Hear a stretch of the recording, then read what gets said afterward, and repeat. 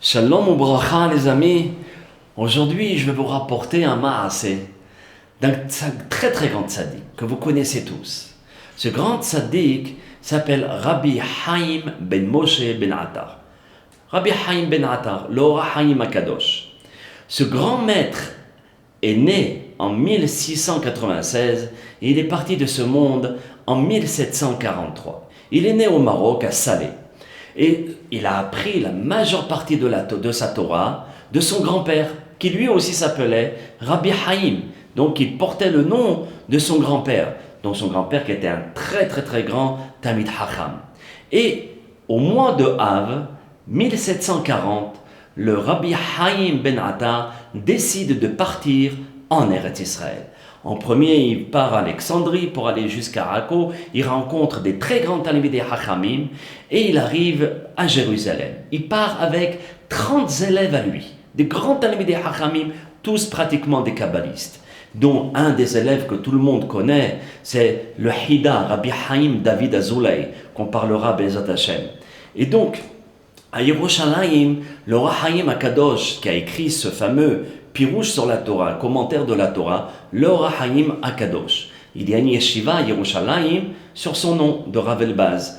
Et le Haim Akadosh a construit 2 yeshivot à Jérusalem. Une pour les explications littérales de la Torah et une autre qui se trouve dans la Ira Atika sur les études de la Kabbalah. Jusqu'à présent, vous pouvez aller voir, il y a à Baruch Hashem la yeshiva d'Ora Haim Akadosh, c'est une synagogue ashkenaz, et donc les élèves du Gaon Mevilna, quand ils ont été envoyés par leur maître, ils ont pris l'endroit même de la yeshiva du Ora Haim Akadosh.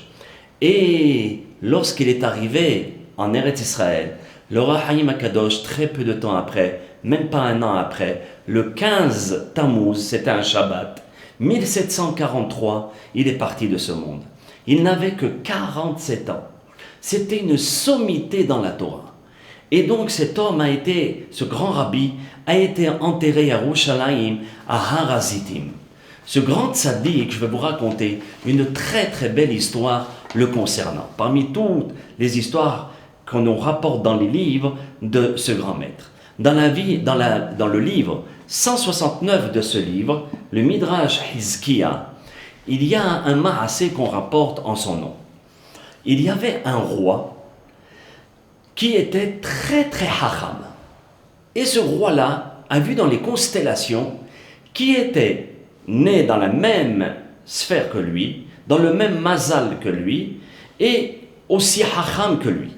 Il regarde dans les galaxies, il regarde un petit peu à droite à gauche, et en haut, il voit dans les étoiles, il savait comment comprendre et calculer le système, il voit qu'il y a un homme qui est né dans le même jour que lui, la même date que lui, et dans le même mazal que lui, et qui est aussi hacham que lui. Il se dit, c'est fantastique. Alors, le roi a décidé d'aller voir cet homme-là. Il dit à tous les généraux, les bras droits de la cour, il leur dit, voilà, je vais partir très loin pendant quelques mois, et je donne la responsabilité à mon bras droit de prendre en charge tout ce qui se passe dans la cour et aussi dans le palais. Et notre roi se déguise en homme très simple et il s'en va en direction de Or Haim Akadosh. Très bien. Quand il arrive à destination, il voit sa femme et il lui demande « Est-ce que je peux parler à Rabbi Haim ben Attar ?» Alors sa femme lui dit « Patientez un petit moment, il est parti couper du bois, asseyez-vous, patientez 5-10 minutes, il va venir, il ne va pas tarder. » Le roi s'assoit, il était habillé très très simplement. Et c'est à ce moment-là que le Rabbi Haim ben Attar vient avec des fagots sur ses épaules. Regardez ces sommités. Il vient avec des fagots sur les épaules en direction de sa maison. Le roi sort de la maison pour accueillir le Baal HaBayit. Et c'est là où l'Or Haim Akadosh, Rabbi Haim ben Attar, met carrément tous les bois, tous les fagots par terre. Il dit, Majesté, Baruch haba, soyez le bienvenu chez nous. Le roi est stupéfait. Il est choqué. Il se dit, mais comment vous savez que je suis roi? Et c'est là, Rabbi Haïm ben Attar lui dit, Majesté, vous savez que nous avons tous un ange qui nous accompagne, qui est derrière nous. On a un ange à droite, c'est l'ange du bien, un ange à gauche, qui est l'ange qui vient nous éprouver, et un ange derrière, c'est l'ange qui représente ce que nous sommes. Et moi, je vois un très très grand ange qui est derrière vous. Et donc, ceux qui ont cet ange-là, c'est seulement les leaders des pays. C'est pour cela que j'en ai déduit que vous étiez un roi. Et donc, le roi rentre dans la maison du Or HaXaim Akadosh, de Rabbi Haïm ben Attar, et il commence à le questionner. Il dit, mais je suis très étonné. Le roi dit, d'un côté, je vois une richesse, et de l'autre, je vois une pauvreté incroyable. Votre maison est très pauvre. Et de l'autre côté, je vois une richesse dans vous, quelque chose d'incroyable. Et c'est ce que le rabbi lui dit. Il est vrai que je suis très pauvre financièrement, mais très riche spirituellement et intellectuellement. Et c'est là le roi lui dit, est-ce que vous êtes plus intelligent que moi? Vous voulez dire ça? Et le Rav dit, je n'oserais pas dire ça, mais je vais vous rapporter quelque chose pour vous montrer à combien notre Torah, elle nous aide. Et si je le fais, c'est de façon à ce que vous puissiez vous rendre compte que la Torah des Bnei Israël est exceptionnelle. Et c'est là où le Or HaXaim Akadosh prend un miroir. Et il montre le miroir à notre roi. Le roi, qu'est-ce qu'il voit dans ce miroir? Toute la planète. Il se dit, c'est extraordinaire. Comment vous êtes capable de voir tout ça, de faire tout ça? Il dit, par la force de la Torah. Alors le roi, il dit, est-ce que vous êtes capable de montrer mon pays? Le Or HaXaim Akadosh met la main devant les yeux du roi. Et à ce moment-là, le roi voit carrément sa ville. C'est une histoire incroyable, accrochez-vous, mais elle est vraie, c'est une vraie histoire. Et donc, à ce moment précis, le roi voit toute sa ville. Il rentre dans les petites rues et il aboutit vers le palais. Et c'est là où il demande au Or HaXaim Akadosh, est-ce que je peux rentrer dans le palais? Le Or HaXaim Akadosh, encore une fois, il met la main devant les yeux du roi, et il le rentre carrément dans son palais. Et à sa surprise, le roi, il est carrément dans la chambre, dans sa propre chambre. Et il voit sa femme, son épouse, et à ce moment précis, écoutez bien, à ce moment précis, il voit la porte de la princesse s'ouvrir, la porte de la reine qui s'ouvre. Et qui apparaît? Le bras droit, à qui le roi lui avait carrément légué tous les pouvoirs. Le roi est très étonné. Qu'est-ce qu'il fait ici, sans frapper? Et c'est là où le bras droit commence à avancer vers la femme, vers la reine, et qui la menace de faire un acte qui n'est pas convenable. La reine se débat, elle crie au secours, et donc le roi, il est très énervé, il se dit au rabbi, et il dit au rabbi, mais rabbi, aidez-moi, comment je peux sauver ma femme? Le Rav lui dit, écoute bien, c'est maintenant que tu peux agir, parce qu'après tu regretteras de ne pas avoir agi. Tu vas prendre le revolver qui se trouve à ta ceinture, tu vas viser vers le miroir, et tu vas tirer une balle vers le miroir. Et tu verras ce qui se passera. Le roi, il écoute le rabbi, il prend son revolver et il tire sur le miroir en pleine tête de notre bras droit, le bras droit du roi. À ce moment précis, sur les petites parties du miroir, il voit le bras droit en train de s'effondrer, mort. La reine est très étonnée, mais qui a pu tirer et qui a pu tuer le bras droit? Le roi, à ce moment-là, il se dit, c'est extraordinaire. Comment vous pouvez faire une chose pareille? Mais il écoute sa femme qui était dans la panique et qui se dit, comment je vais faire, Ibn Olami, maître du monde? Et elle sort de sa chambre, affolée. Et elle demande qu'on appelle le responsable de l'église. Et c'est là où un des évêques, le chef des évêques, arrive et elle dit à l'évêque, regardez, je ne sais plus comment il faut faire. Cet homme est rentré chez moi, dans ma chambre, et il est mort. L'évêque lui dit, te fais pas de soucis, te casse pas la tête, on va régler l'affaire, on va tout nettoyer et je m'occupe du corps. L'évêque qui parle. Ils prennent le corps du bras droit et ils s'en vont. Et ils amadouillent la femme du roi. À ce moment-là, l'évêque va faire un complot contre les Bnei Israël. Et c'est là où le roi entend tout. Et il entend l'évêque en train de parler à ses amis. Regardez mes chers amis, on a une opportunité exceptionnelle. Nous allons accuser, grâce à ça, les Bnei Israël qui ont voulu tuer le bras droit du roi. Et donc le roi il va s'énerver et il va nous donner raison.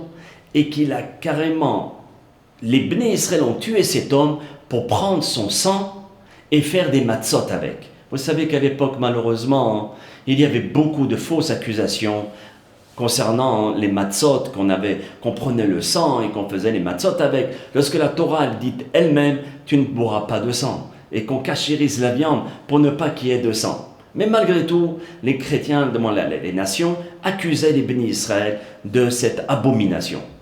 Et le prêtre, le chef des évêques, s'est dit c'est une très bonne occasion. À ce moment-là, ils ont pris le corps, ils l'ont descendu dans la cave, ils l'ont enterré là-bas vers la cave. Et ils attendaient le meilleur moment vers Pessah pour accuser les bénis Israël. Entre-temps, notre Majesté a tout entendu. Et il s'adresse au Rahayim Akadosh, au Rabbi Haïm Ben Attar. Il lui dit, vraiment, je suis obligé d'avouer que tu es bien, mais bien plus hacham que moi. Et donc maintenant, comment voulez-vous que je fasse? Le Rahayim Akadosh lui dit, voilà, tu vas retourner au palais. Tu fais comme si tu n'étais au courant de rien du tout. Tu vas arriver, il va y avoir des chamboulements là-bas. Mais tu vas t'opposer à toute cette accusation contre mon peuple qui est le peuple juif. Et tu vas demander à ce que des gens, les sages des nations, les sages des juifs aussi, puissent venir afin qu'il y ait un débat, à savoir est-ce qu'il faut accuser le peuple juif, oui ou non. Et tu vas m'inviter avec tous les sages que tu vas inviter, des nations. Très bien. Le roi retourne au palais. Et quand il retourne au palais, naturellement, tout le monde lui saute dessus en disant « Majesté, vous ne savez pas ce qui s'est passé. En votre absence, une catastrophe. » Je dis « Quoi? Qu'est-ce qui s'est passé ?» « Eh bien, votre bras droit a été assassiné. » « Comment il a été assassiné? » « Oui, le corps a complètement disparu. Vous savez qui c'est qui a pris le corps? C'est les Juifs. Et vous savez pourquoi? Parce que c'est bientôt Pessah et ils vont prendre le sang pour faire leur matzot. On sait qu'ils font ainsi. Le roi, qui était quand même très hacham, il se dit, écoutez, et il avait aussi cette réputation d'être hacham. Donc il dit, écoutez, moi je ne peux pas accuser un peuple et exterminer un peuple sans preuve. Il me faut des preuves. Très bien, nous allons provoquer une très grande séance. On va inviter les hachamim de notre pays, les hachamim des juifs, et puis on va voir qu'est-ce qu'on va faire. 15 jours après, tout le monde est invité et naturellement, notre Rabbi Haïm Ben Attar, Zecharot Tzadik Kadosh Lebracha, que son mérite soit une protection pour le peuple d'Israël. Et à ce moment-là, il y a un débat. Mais avant le débat, le roi il demande à ce que tout le monde puisse profiter du grand banquet offert par le roi. Il y avait de la boisson, il y avait du vin, de la viande. Il a honoré tout le monde. Le roi avait honoré tout le monde. Et c'est là où certaines personnes commençaient à voir le roi pour dire, écoutez, il faut absolument passer au verdict. Le roi il dit, doucement, on a le temps. Et le roi Haïm Akadosh prend la parole et il s'adresse à sa majesté. Il dit, majesté, vous voyez, il y a presque plus de vin. Est-ce qu'il serait possible d'apporter les meilleurs vins? Surtout aujourd'hui, un jour très important, parce que vous nous avez fait honneur et nous, on veut vous honorer par les meilleurs vins de la cour. Le roi qui marche dans le système, il se dit, tout à fait, je vais vous sortir les meilleurs vins de la cour. Et c'est là que tout la Pamalia, tous les gens, tous les gens importants de la cour accompagnent Sa Majesté et ainsi que le roi Haïm Akadosh. Ils descendent les escaliers de la cave, là où se trouvaient toutes les bouteilles de vin. C'est sûr que le cœur de notre évêque est en train de taper à 1000 à l'heure. Et il se dit, wow, comment je vais faire? Donc il essayait de canaliser et de montrer une autre route, d'accord, vers la cave, vers d'autres vins, là où le corps n'était pas là-bas. Mais notre roi était aussi intelligent et il va carrément à droite. Et vers la droite, le rabbi Haïm Ben Attar, il se dit, oh là là, quelle mauvaise odeur! Pourtant vous avez des très bons vins dans cette cave. Comment se fait-il qu'il y ait une odeur pareille? Le roi il se dit, c'est vrai, c'est pas possible. Pourquoi cette odeur? Et il voit que le parterre de la cave n'était pas aplani. Il y avait une bosse. Et le roi il se dit, mais qu'est-ce que c'est ça là-bas? Et donc il demande à ses ouvriers et à ses soldats de savoir qu'est-ce qui se passe. Et c'est là où l'évêque intervient, il dit non, non, non, Majesté, c'est rien du tout, vous savez, c'est les temps, la pluie, l'humidité qui fait un petit peu gonfler le parterre. Le roi il se dit, écoutez, reste un petit peu de côté, on va savoir qu'est-ce que c'est. Et c'est là où ils font un trou et qui découvre notre bras droit. Là, le roi, il fait semblant de se mettre en colère. Il se dit, mais qu'est-ce que ça veut dire, cette affaire? Vous m'avez dit que les Bnei Israël, que les Juifs avaient pris ce corps pour prendre le vin, le sang. Et c'est là où il se retourne vers ses conseillers.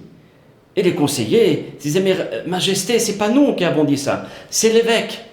Donc, tous les soldats se mettent autour de l'évêque, et quand l'évêque se voit dans une situation où il était complètement coincé, il avoue en disant qu'il voulait faire tout un micmac pour essayer d'accuser le peuple d'Israël. À ce moment-là, l'évêque est mis à mort. Ce qu'il a voulu faire est arrivé sur lui.